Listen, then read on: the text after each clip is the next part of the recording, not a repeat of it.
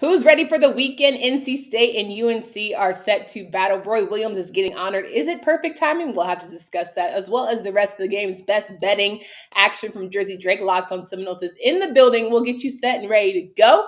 Let's do it.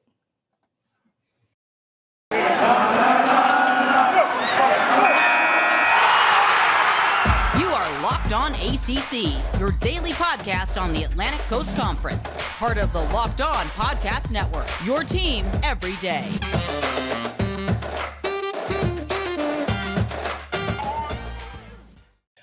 What's going on, everybody? Drizzy Drake in the building. Welcome to today's edition of Locked On ACC. Locked On Seminoles host here. He always gives you that good content on Freestyle Friday. I'm your host, Candace Cooper, each and every day. Thank you so much for joining us. A lot going on in the ACC basketball world. A lot of good games happening this weekend, so we want to get you covered for that. Drizzy Drake in the building. How's it going? It's going good, Candace. Thank God we made it to Friday. The weekend is finally here. Your boy is going to be going to Tampa for Gasparilla on Saturday. I'm excited about that and hopefully hit my favorite brunch spot on Sunday.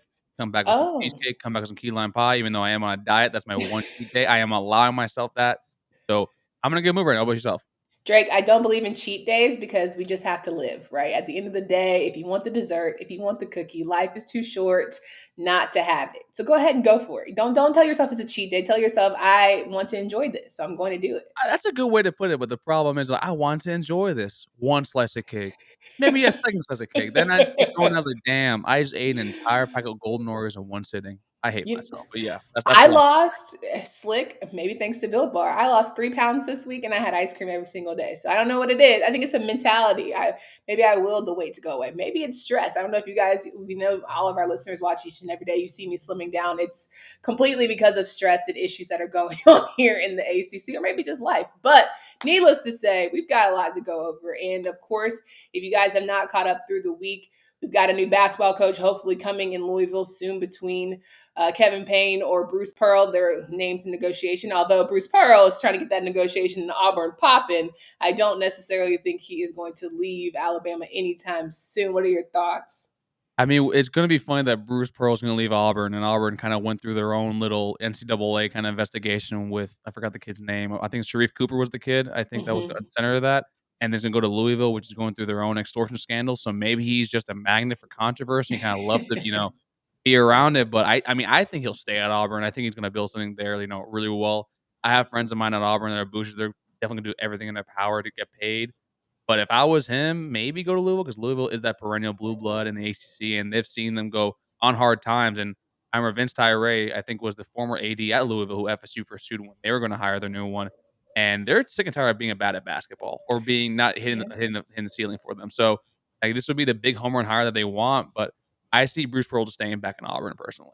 Yeah. All right. So Louisville is the game that's going to kick off to start our Saturday slate for men's basketball. They face a number 9 Duke team that just came off a really close win against Clemson. Now that Chris Mack is gone, do you feel like this Louisville team is going to bounce back differently, despite having an interim coach? Maybe the team has been ready for Mack to leave, and they're finally ready to step up in a big way. That's going to be interesting because for football, I always think that when someone loses their head coach, it definitely helps them out immensely, right? Mm-hmm. For basketball, I don't know. Okay. And especially when you're playing against a Duke team that while they did bounce back after the FSU loss still kind of hurts them, especially the way how you seen FSU drop to Georgia Tech last night, which I do not want to discuss about until later on in the show. But to me, with Louisville, they're definitely gonna need to get a lot out of, a Malik Williams or a Mason Faulkner to definitely be able to kind of stay competitive. But I mean, we'll see what happens. Yeah, for sure. And then you have Miami facing a Georgia Tech team. Georgia Tech coming off a big win against FSU, as Drizzy Drake mentioned, and a Miami team that got a last second shot on Wednesday off. Charles Moore was able to deliver for the squad, and I feel like the Hurricanes have all the momentum going in their favor. Yeah, Miami is a very dangerous team. That, like I said, that win against FSU, that I think it was what a 1 point game. Hmm. We probably have stolen Miami 2 games from Miami this entire season. I'm gonna take that because they haven't beat us back, in basically a year now. But I definitely like Charlie Moore, that last second shot. That's a heartbreaker for Virginia Tech. That was a great way to get that one, get in a highly contested game. And then also you have Karen McGusty and Isaiah Wong still perennially showing how good this Miami team is. and how well-rounded they are. And then I think his name is what, Wardenberg? Is that how you pronounce that? Mm-hmm, mm-hmm, mm-hmm. And he's definitely helping out. I mean, you should be able to shoot with that kind of size the way he does. So I have Miami actually probably winning this game, in my personal opinion, and they probably win it pretty handily because Georgia Tech, they're not a good team. They aren't. They're a bottom feeder of the conference, even though we just lost to them at FSU. But I mean, Josh Pastner did show that they're kind of a scrappier team. So Yeah, for sure. And we're going to talk about Carolina and NC State here in just a bit. Want to jump to Virginia Tech and Florida State. Again, a Virginia Tech team that is desperate for an ACC win, currently sitting at 2-7 in the conference, the dead last spot after everyone was hyped on them and maybe there's some of their senior and veteran leaders. Now they are just trying to find some place to fit into that first four in or first four out for NCAA tournament. How are they going to do against the Seminoles? It could go either way. I mean, I've been saying Virginia Tech is fraudulent all year. If you look at the way they passed Okay. earlier season, I said the same damn thing about Georgia Tech being bad, and they already beat us. So I'm going to take a different approach and be Virginia Tech is actually a very decent team. If you look at their losses, they're by single digits, except for North Carolina. North Carolina is a very good team. I think they lost by 5 to Boston College, who isn't good, but they lost to 3 on a buzzer beater by Miami. Now, I do want to see kind of how their players, like a Kevi Aluma, maybe a Hunter Cater, how they kind of respond to losing. No one likes being beat on a half-court shot. It basically renders moot every single, aspect of the game before then. It's kinda like, "Damn, we just got beaten up a buzzer beater." And now Yeah. with FSU, I mean, I'm gonna chalk up Georgia Tech to the boogeyman. I think Josh Pastner just has our lunch for some reason, because I remember last year we lost to them in the ACC tournament. We had 25 turnovers. This game just now that happened was 17 turnovers. So hopefully for me, if FSU might, end up being favored by 2.5 points, or by betting folks out there, I would take Virginia Tech to cover the spread, but I definitely see FSU finding some way to win by a very, very slim to none margin. Like, once again, Yeah. which has basically been our MO all year. No doubt about that. Now, Pittsburgh taking on Boston College, a Pittsburgh team that came up with a good win throughout the week. And then Boston College, who had a close loss to North Carolina, definitely showed up better than they did the first time out.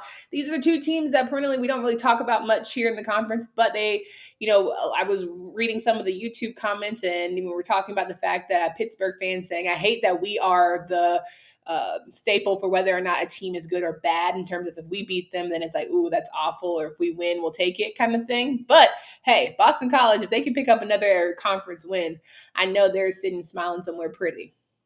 I mean, with Pittsburgh in general, I mean, if you look at their wins or losses, there's a reason why, right? We say that. I mean, their wins are against teams like a Jacksonville, a St. John's, a UNC Wilmington, and a Towson. And Towson's a school that was right down the road from my law school up in Baltimore. I mean, it's just not a really good team, even though we saw them beat up Syracuse. Now, whether that's more Syracuse, having, I think, Joe Girard shooting a 1 of 9 from the field, I think this will be an interesting game because Boston College, I mean, they've outperformed all of our own expectations, right? Yeah. I mean, didn't you have them like maybe winning 5 games this year coming into the year? If that. Yeah. But I also think that we probably didn't give enough credit to Coach Grant because we were just going off of last year's team because they literally they fired their coach midseason. They were all over the place. They were bringing on JV people to try and help finish the squad. And we didn't factor in how awful COVID really affected them. But now you look, they have some good transfers. They have guys that are bought into Grant's system. And he's giving them the confidence to stay in games and actually beat teams. And that's all you need half the time. Yeah, that's a fair point. Thank Follow you. up. I mean, it makes sense. That's right.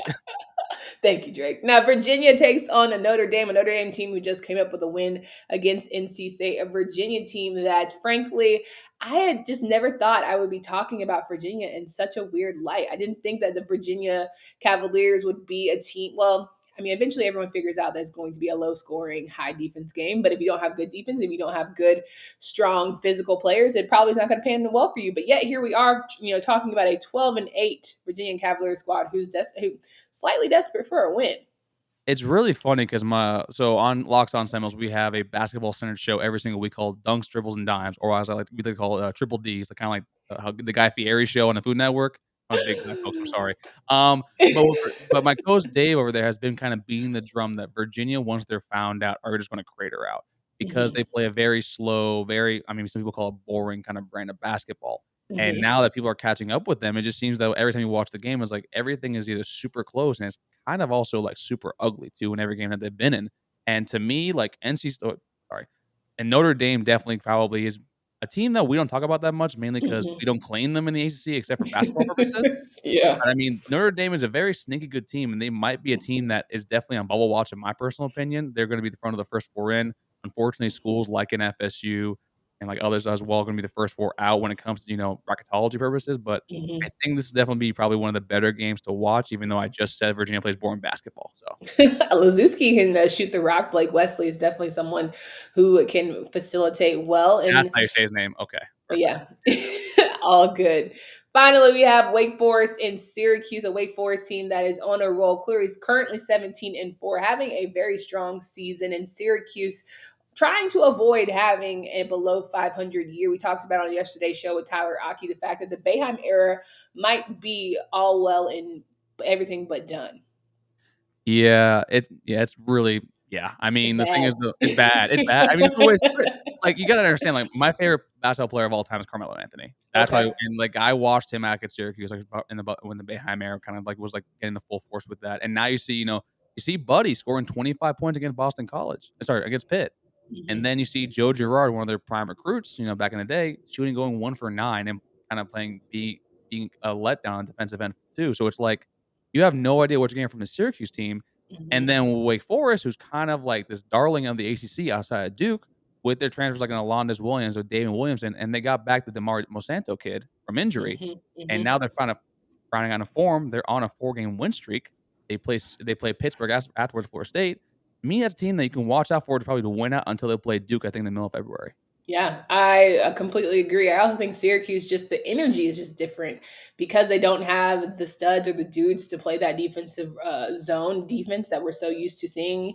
I feel like it's only a matter of time before the game plan of how to get Boeheim choosing his successor and having that kind of John Shire, Hubie Davis era next has to come because nobody wants to have a bad Syracuse team because it's bad for basketball. It's bad for our conference if we keep it a band. It's horrible for our conference, man, and we see Mhm. all our blue that's why, like, I mean, last year FSU played really well, but I was really down the fact that Duke wasn't playing well. And you see the same thing with UNC wasn't putting up expectations.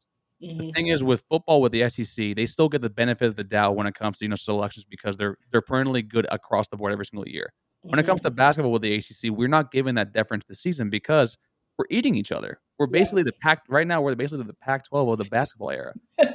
We're just no we're not helping cases at all, and as much as I love my school, I trust me, I cover the basketball program a lot.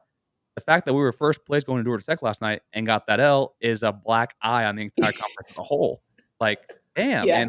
and this is coming from someone that's like with Coach Ham is doing the best job he can with the team right now, but just the team and it. So as a conference, we need Syracuse, we need UNC, and we need Duke just to keep on carrying us. 100% agree. All right, guys. If you are interested in learning more about this new up Get Upside app, I'm here to tell you about it. My listeners are earning cash back for every gallon of gas every time they fill up their tank. Just download the free Get Upside app in the App Store or Google Play right now by using promo code SCORE SCORE for 25 cents per gallon or more on your first fill up. Cash back. Don't pay full price at the pump anymore. Get cash back by using Get Upside. Just download the app again on the App Store or Google Play right now, and the cashback gets added right to your account. You can cash out anytime to your bank account, PayPal, or gift card to Amazon or other brands. Just download the free Get Upside app and use promo code SCORE, that's SCORE, to get 25 cents per gallon or more cash back on your first tank. We're rocking and rolling here. Drizzy Drake, Locked on Seminoles podcast here, helping us get through Freestyle Friday. And of course, as I mentioned at the top of the show, North Carolina will face NC State, both men's and women's actually. But we'll talk about the men's here. The Tar Heels, coming off of a horrible shooting night against Boston College, will face the Wolfpack, who just came off a loss against Notre Dame. 2 p.m. on ACC Network. And while we're used to having some sort of rivalry or energy, it's not the same as Carolina Duke. It's still one of those you want to beat the person in your backyard. I feel like, quiet as it's kept, it's the third game in a row Carolina's playing at home because they had to make up that Virginia Tech game. It's hard for this Carolina team to win 3 games in a row. And these jokers can't shoot. And NC State would love nothing more than to play hard and come away with the win in Chapel Hill. I just feel like a State's night. I don't know. I'm feeling it. How scared of you are you of De'Aaron Sebron in this game? Between him and Terquavion Smith, and I feel like if Helms gets hot, it could be a long day for the Heels. Because if Baycott can't find a way to get fed, Caleb Love, RJ Davis, if he can't find a way to make baskets and get some offensive rebounds, it's going to be a long day. I don't know if Dawson Garcia, who's been out the past 2 games home with a family illness, is going to be returning, but they're going to have to figure out how to feed them. And Brady Manick is probably the only one I truly believe plays with the most heart. I think everyone else, they do what they got to do. But there's some others that I'm like, we're good without you. I'm not gonna hold you. I mean, Brady Manick is the reason why he won the Boston College game. Hello, I let's mean, talk about it. he literally, I think he had like 5 unanswered points by himself. I think like 4 minutes left in the game. I mean, and I forgot who shot the free throws at the end to ice it out. But it's like, I mean, you questioned, I think, this team. I think not just yourself, but Coach Hubie Davis too as well. Where who are these? Do these players like play with the effort or the heart or the hustle that's kind of needed in the college basketball game, especially with ACC basketball, which is always going to be a tough and a grind. So it's kind of like I kind of agree with you there because I mean they had a game on Monday and the game on Wednesday and the game on Saturday, and that's you got 3 games in 6 days, and that's no easy feat to do. That's exhausting for these kids. Yeah. And So it's like Hubert this is Davis, the answer. yeah, and Hubert Davis is horrible at rotation, right? He doesn't like really facilitate, or he doesn't sub in well. As much as we talk about Roy Williams and his lack of timeouts, we talk about the fact that Hubert likes to have the same success. I'm like, they're tired, bro. Please help somebody. And my other problem is if you don't feel confident enough to put these guys in here, then what's the real problem? You know what I'm saying? Like, what are we recruiting if we don't feel confident to give freshmen a little bit of burn? If we're up by 10 and you feel like they can't blow it, why are we not giving DeMarco Dontrest out a little opportunity? I just want to know. Just let's keep it honest. I would say we might need to get a meeting with them real quick. Say, hey, what we doing here? What exactly it is that you do here? So, folks, for all that put in a little bow, that means take North Carolina State money line. I think that when the books actually open up Saturday morning, you'll see UNC favored by 10 points, maybe 11 or 12. I think Candace is right here. It's going to be a very it's a lot to ask these kids to do what they're doing right now. And NC State, I love Darian Seabrun. That kid Yeah. is a monster. So it's that kid's going to be a difference maker. So give me NC State with the money line if you guys want to be a little risky this weekend.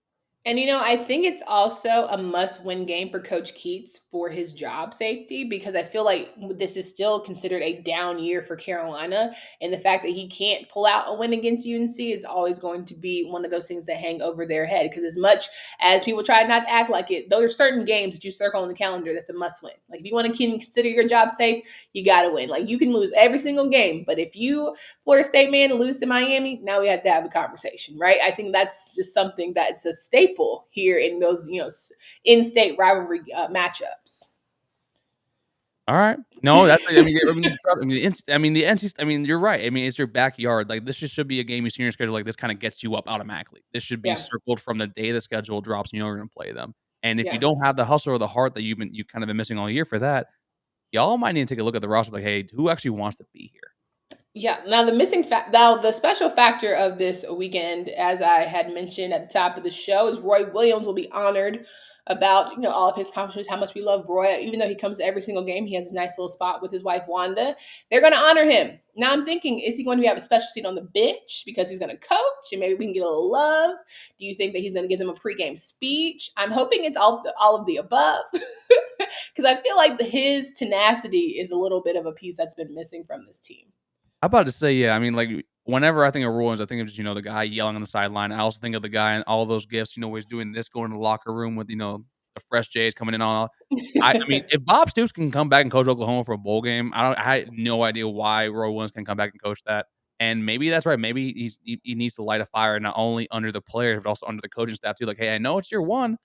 Sometimes, for a reason, y'all don't get more than the year 1 or year 2. So you better, start getting everything done because UNC has a tradition of playing competitive basketball year in and year out and also making it far in March. So, and right now we only have 11, maybe 10 games left for some of these teams. Time ain't running out. You got to bolster the resume. Talk about it. There is so much pressure on these teams to get it right as we are heading into some of the final stretches here for conference play. But it is the new year, so that means New Year's resolutions. As Drizzy Drake and I were talking about, we're trying to get right. We're trying to eat healthier. So we've added Built Bar into our meal plans.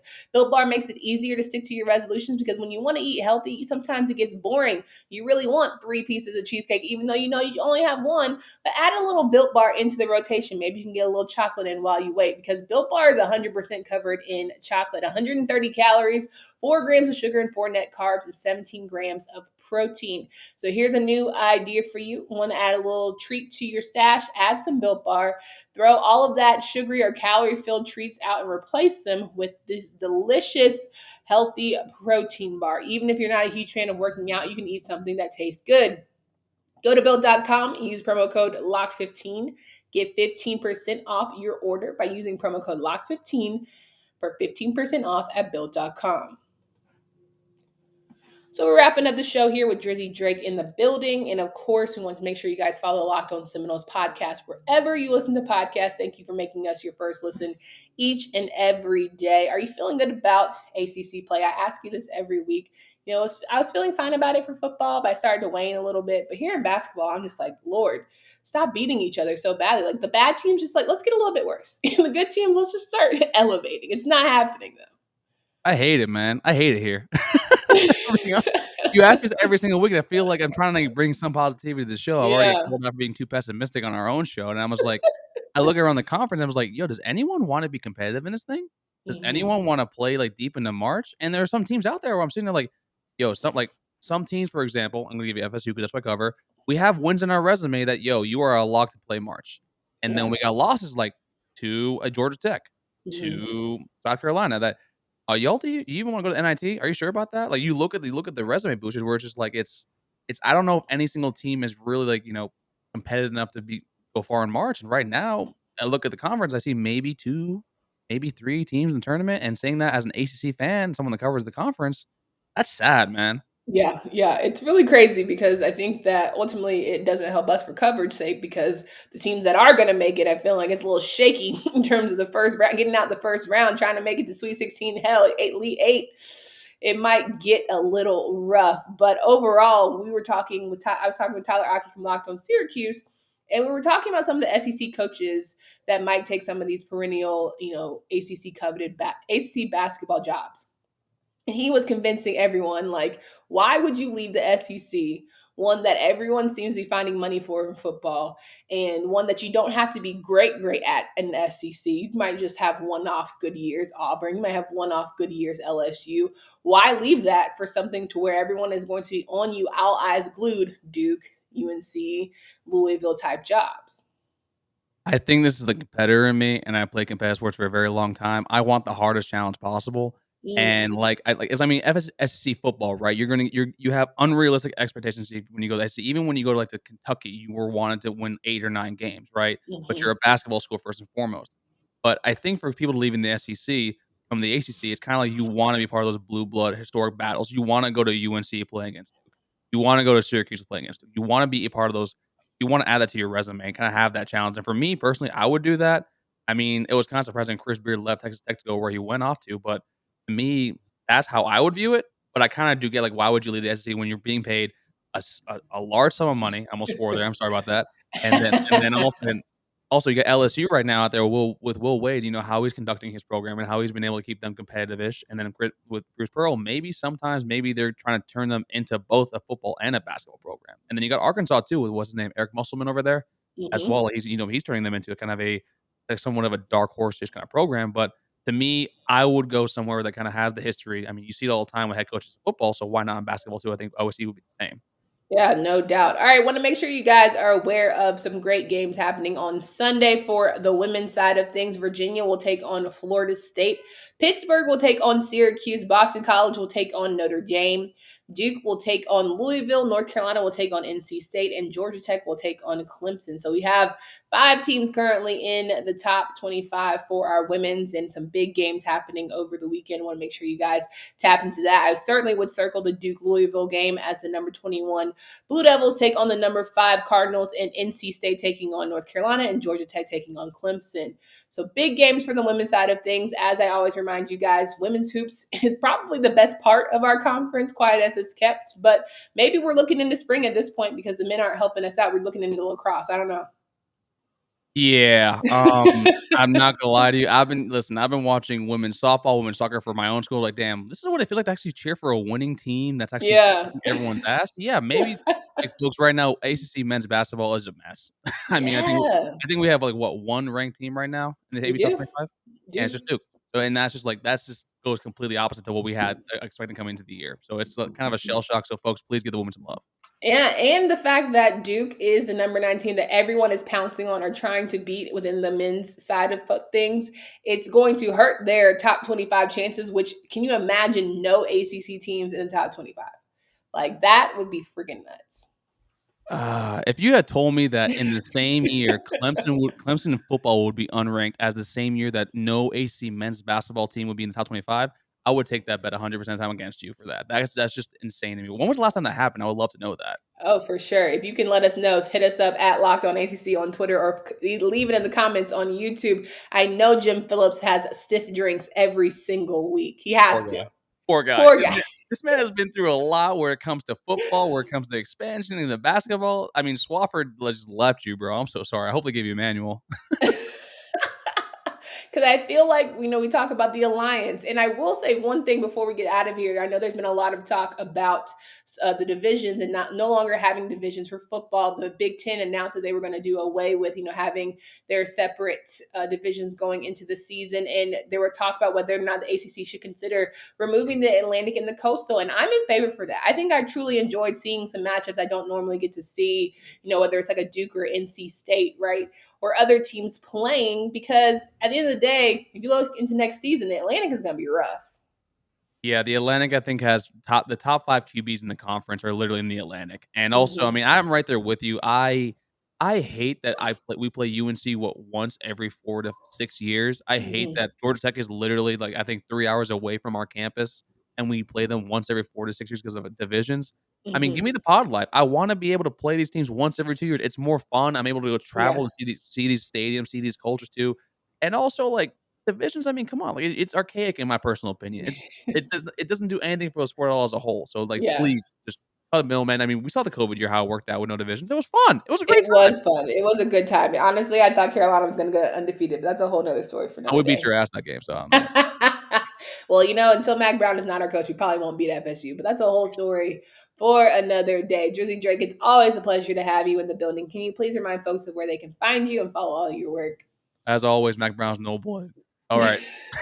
My Twitter is right here below, Tally__Drake. You can follow my coach at MaxMovie17. You can follow the podcast at LO_Seminoles. And you can join our community at Knowles Anonymous. That's where we got our start, where we engage the fans, do the DMs, and kind of where we get our themes and topics for the shows. And as always, go Knowles, baby. Go Knowles at Locked On ACC on Twitter. Make sure you guys come back next week. We'll recap the weekend games and we'll get you ready for the week as we have another full slate of basketball games to talk about and maybe some changes over there for college coaching. We're talking about how a lot of conference shifts, what that could mean as we're heading into next season. There will be a conference schedule drop on Monday, so we'll go over that throughout the week. And I know people are excited to see who their teams will be playing and win. So appreciate your time as always. For Candace Cooper and Drizzy Drake. Until next time.